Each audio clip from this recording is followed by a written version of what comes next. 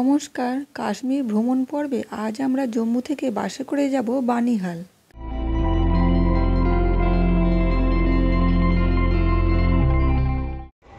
আমরা শালিমার মালানি এক্সপ্রেস ধরে এসে পৌঁছালাম জম্মু তাওয়াই। জম্মুতে আসার অনেক আগে থেকেই আমাদের ফোনে নেটওয়ার্ক কানেকশান চলে গেছে, তাই ট্রেন থেকে নেমেই কাশ্মীরের জন্য আমাদের একটা নতুন সিম নিতে হবে। চলুন আমরা আগে স্টেশনে বাইরে গিয়ে দেখি। স্টেশনের সামনে এই ধরনের অনেক দোকান দেখা যাচ্ছে। এই দোকানগুলোতেই এয়ারটেল, জিওর মতো বিভিন্ন কোম্পানির সিম পাওয়া যায়। यहाँ पे सिम लेने के लिए क्या क्या चाहिए? आधार कार्ड चाहिए और तस्वीर वगैरह चाहिए, कुछ फोटो वगैरह?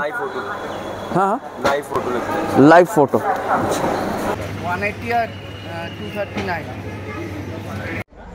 জিওর সিমের জন্য আমাদের লাগলো 180 টাকা আর রিচার্জ 239 টাকা। চলুন স্টেশনের সামনে এই রাস্তাটা দিয়ে আমরা একটু এগিয়ে যাই। এখান থেকেই আপনারা বানিহাল বা শ্রীনগর যাওয়ার শেয়ার গাড়ি বা প্রাইভেট গাড়িগুলো পেয়ে যাবেন।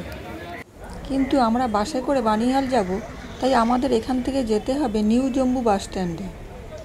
তাই রাজ খোঁজ নিয়ে দেখতে যাচ্ছে নিউ জম্মू बस स्टैंडे कীভাবে যাওয়া যায়। न्यू जम्मू बस स्टैंड कौन सी गाड़ी लेनी है आगे? वहाँ से बानिहाल का गाड़ी लेना है। टैक्सी हाँ, टैक्सी नहीं, हम बस में चले जाएंगे। बस से थोड़ी मिलता है इस टाइम। मेरा गाड़ी मिलेगा अभी, जो भी मिलेगा टैक्सी मिलेगा। अभी जो मिलेगा टैक्सी ही मिलेगा। शेयरिंग टैक्सी यहाँ से भी मिलता है क्या? नहीं, वहाँ पे ही जाना पड़ेगा। रास्ते पे मिलता है ना, उससे पहले। अच्छा, अभी वो उसके लिए गाड़ी अपनी नहीं मिलेगा, बस स्टैंड से बस नहीं मिलेगा। बस नहीं मिलेगा। हाँ, चलो देखिए ताले शेयर देख रहे हम। शेयर गाड़ी मिलेगा तो शेयर गाड़ी में जाना है तो शेयर गाड़ी ले लेंगे।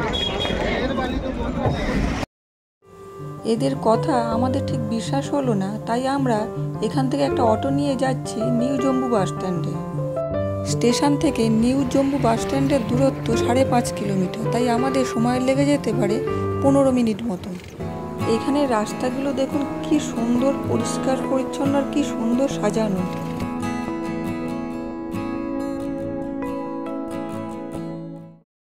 আমরাও পৌঁছে গেলাম নিউ জম্মু বাস স্ট্যান্ডে। দেখছি এখানে বানিহাল যাওয়ার অনেক বাসই দাঁড়িয়ে আছে, তাই সব কথা যে বিশ্বাস করতে হবে এমন কিন্তু নয়। আমরা বানিহাল যাওয়ার জন্য বাসে উঠে পড়লাম। আমাদের মাথা পিছু খরচ লাগলো 300 টাকা।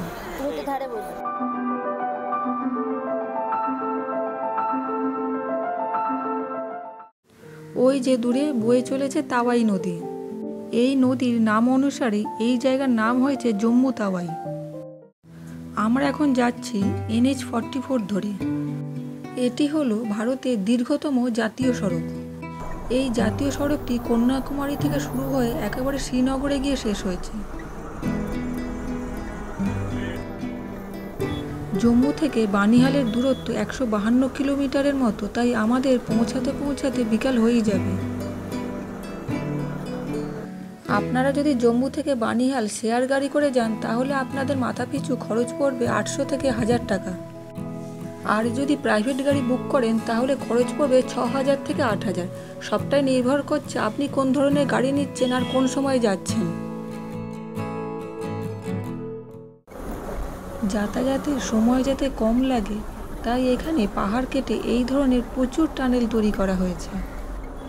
টানেলের ভিতরটা বেশ ঠান্ডা ঠান্ডা।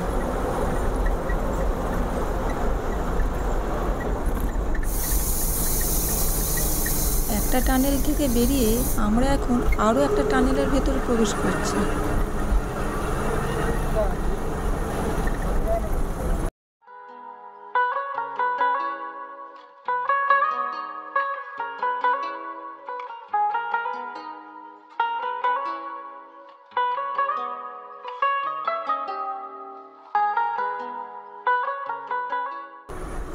আর কিছুক্ষণের মধ্যেই আমরা পৌঁছে যাব উধামপুর।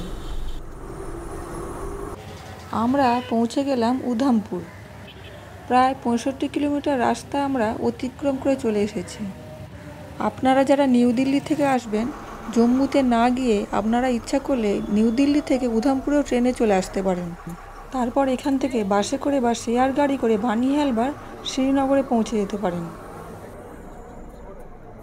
উধামপুরের পর থেকে এখানকার সৌন্দর্য বহুগুণ বেড়ে যায়।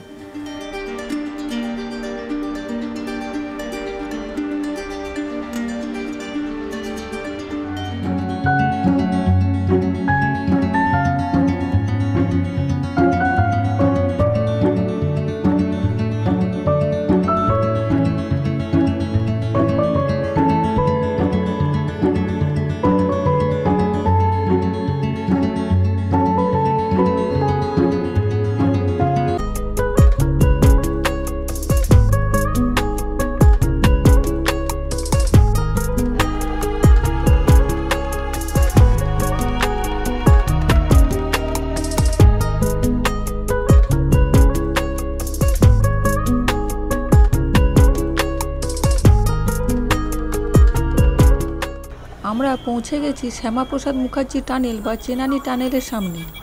এটি হলো এখানকার সবচেয়ে বড় টানেল, প্রায় 9 কিলোমিটার।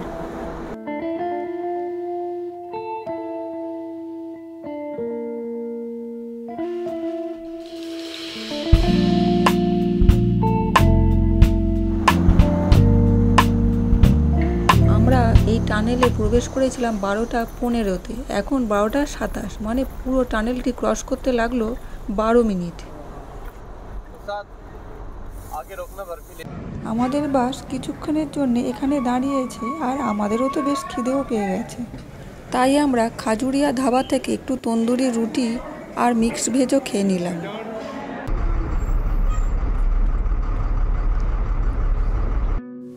এখানকার প্রকৃতির সৌন্দর্য দেখতে দেখতে কখন যে 110 কিলোমিটার রাস্তা পেরিয়ে এসেছি তা বুঝতেই পারিনি। পৌঁছে গেছি আমরা রামবান। এখান থেকে বানিহালের আগের রাস্তাটা সবচেয়ে ভয়ানক। এই রাস্তায় প্রতিনিয়ত ধস নামে।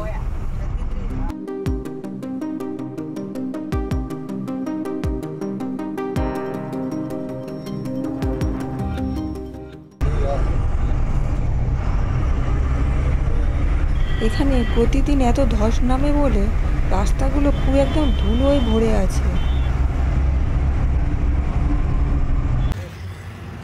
দেখেছেন, এখানে পাহাড়ে ধস নামে বলে এই রকম দেওয়াল তুলে পাহাড়ে ধস আটকানোর চেষ্টা করা হয়েছে, কিন্তু পাহাড়কে ধরে রাখা এতটাও সহজ নয়, তাই সেই দেওয়াল টপকে রাস্তায় এসেই পড়েছে। এখানে রাস্তাও প্রচণ্ড খারাপ, একটু স্থির হয়ে বসে থাকতে পারবেনই না।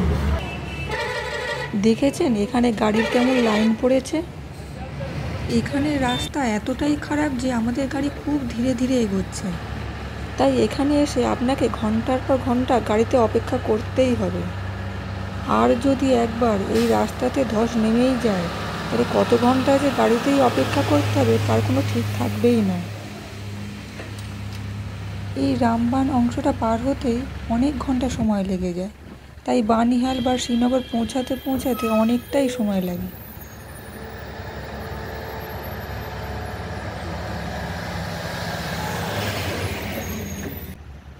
দেখেছেন এখানেও ধস নেমেছিল, তবে এখন রাস্তাটা পরিষ্কারই আছে। এখানের পাহাড়গুলো থেকে এতই ধস নামছে যে লোহার তারের জাল বানিয়ে পাহাড়ের আটকে রাখা হয়েছে। আগে আমি অনেক পাহাড়ই ঘুরেছি, তবে এই রকম যে তারের জাল দিয়ে আটকে রাখা হয় পাহাড়কে তা আমি কখনোই দেখিনি। বিপদসংকুল রাস্তা কাটিয়ে আমরা অনেকটা এগিয়ে এসেছি, আর কিছুক্ষণের মধ্যেই পৌঁছে যাব আমরা বানিহাল।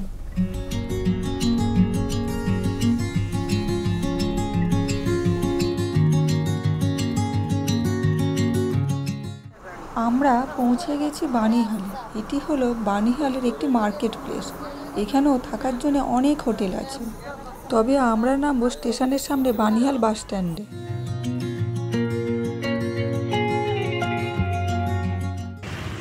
আমরাও পৌঁছে গেছি বানিহাল। দেখুন চারিদিকটা কি সুন্দর। দূরে ওই পাহাড়ের চূড়ায় বরফ দেখে মনটা যে কি খুশি খুশি হয়ে গেল। আর এই হলো বানিহাল স্টেশন।